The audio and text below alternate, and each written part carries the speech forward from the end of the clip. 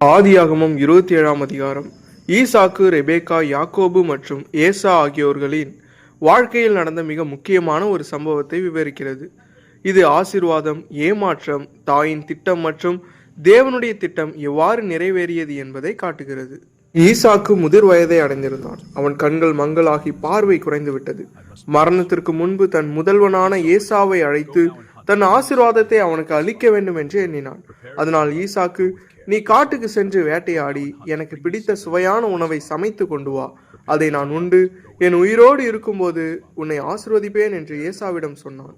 இந்த உரையாடலை ரெபேக்கா மறைவாக கேட்டாள். தேவன் முன்பே மூத்தவன் இளையவனை சேவிப்பான் என்று சொன்னதை அவள் நினைத்தாள்.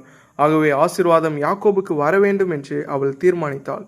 ஏசா வேட்டைக்கு சென்றவுடனே ரெபேக்கா யாக்கோபை அழைத்து, நான் சொல்வதை கேள், நீ உடனே 2 நல்ல ஆட்டுக்குட்டிகளை கொண்டு வா, நான் அவற்றை உன் தந்தைக்கு பிடித்த உணவாக சமைப்பேன், நீ அதை உன் தந்தையிடம் கொண்டு சென்று ஆசீர்வாதம் பெற்றுக்கொள் என்றாள். யாக்கோபு பயந்தான்.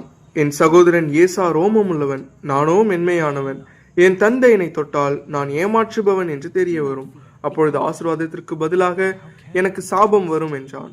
ஆனால் ரெபேக்கா, அந்த சாபம் என்மேல் வரட்டும், நீ நான் சொல்வதை மட்டும் செய் என்று உறுதி கூறினாள். ரெபேக்கா ஏசாவின் சிறந்த உடைகளை யாக்கோபுக்கு அணிவித்து ஆட்டுக்குட்டியின் தோலை அவன் கைகளிலும் கழுத்திலும் கட்டினாள். பின்னர் உணவையும் அப்பத்தையும் கொடுத்து ஈசாக்கிடம் அனுப்பினாள். யாக்கோபு தந்தையிடம் சென்று, நான் உந்தன் மகன் ஏசா என்று பொய் சொன்னான். ஈசாக்கு சந்தேகப்பட்டாலும் குரல் யாக்கோபுடையதாக இருந்தாலும் கைகள் ஏசாவுடையது போல ரோமமாயிருந்ததால் நம்பி யாக்கோபை ஆசீர்வதித்தான். அவனுக்கு பூமியின் வளமும் ஜாதிகளின் ஆட்சியும் சகோதரர்கள் பணிவும் கிடைக்கும் என்று ஆசீர்வாதம் கூறினான். யாக்கோபு வெளியேறிய சிறிது நேரத்திலேயே ஏசா வேட்டையாடிய உணவுடன் வந்தான். அப்பொழுதுதான் ஈசாக்குக்கு உண்மை புரிந்தது. ஈசாக்கு மிகுந்த நடுக்கமடைந்தான். ஏசா அழுதபடி, என் தந்தையே, எனக்கு ஒரு ஆசீர்வாதமும் இல்லையா என்று கேட்டான்.